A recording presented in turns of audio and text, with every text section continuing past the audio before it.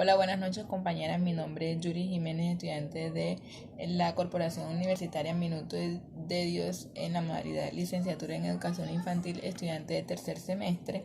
Y esta materia se llama Desarrollo Social Contemporáneo, en la cual voy a explicar los hitos del desarrollo. Bueno, la palabra desarrollo es una palabra que es muy compleja, todavía no ha podido ser definida satisfactoriamente. A principios de la época del siglo XVI, en el descubrimiento, el ser alcanza la denominación de del otro es el ser inferior. Cuando se fueron construyendo las periferias de la economía, donde se manejaba la exportación de materias primas, que es con lo que principalmente trabajan los países en desarrollo, que se hacían las exportaciones hacia las metrópolis, era el estímulo de la revolución industrial. O sea, esto dio paso a que las revoluciones industriales tomaran más fuerza.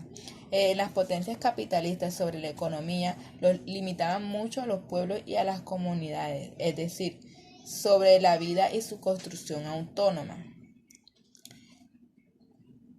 Había mucho saqueo de los recursos naturales en los países menos desarrollados. Es decir, estas personas construían su base del desarrollo más que todo en los pueblos que no estaban desarrollados. Como por decir, en las zonas rurales se daba mucho que las exportaciones se dieran a las grandes metrópolis.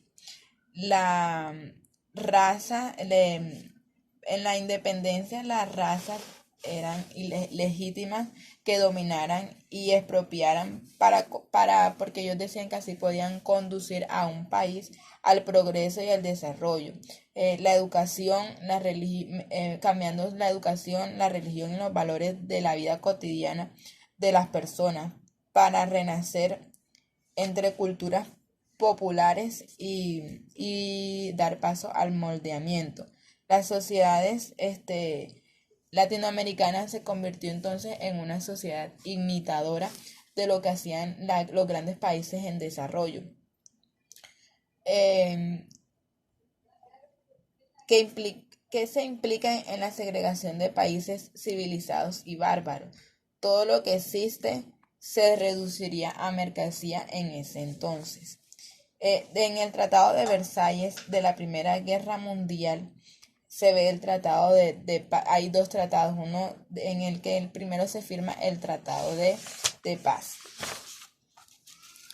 En la Segunda Guerra Mundial, Estados Unidos y la Unión Soviética volvieron como superpotencia, es decir, estos países fueron los que tomaron más fuerza en la Segunda Guerra Mundial. En la era del desarrollo, Truman no está tenía como la visión del mundo de los que caminaban, que algunos países caminaban más rápido y otros más lento, pero todos nos dirigíamos a la misma dirección.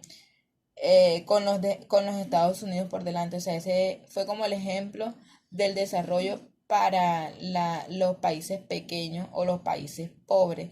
Tomar el ejemplo de Estados Unidos para el desarrollo y materialización de las materias primas. Por otro lado, Walt Rosteor habla de la modernización, que es donde aparece la teoría del despegue, en la que él dice que toda la sociedad pasa por una evolución.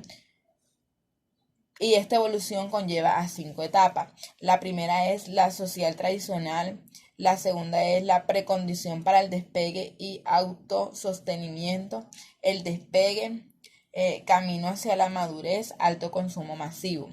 Para los países atrasados era de mucha ayuda el capital y la tecnología, es decir, los países que no tenían estos eran los países pobres, entonces si no tenían esto era muy difícil que ellos surgieran al desarrollo. Pero hay una paradoja en la que entran los países pobres y los países del norte, que son los países ricos. Es decir, los países pobres son los que hacen que los países ricos sigan el desarrollo, porque ellos son los principales que portan sus materias primas y ayudan al crecimiento de estos países, a la capitalización de los países del norte. Espero que haya quedado un poquito claro sobre la lectura previa que hice antes para los hitos del desarrollo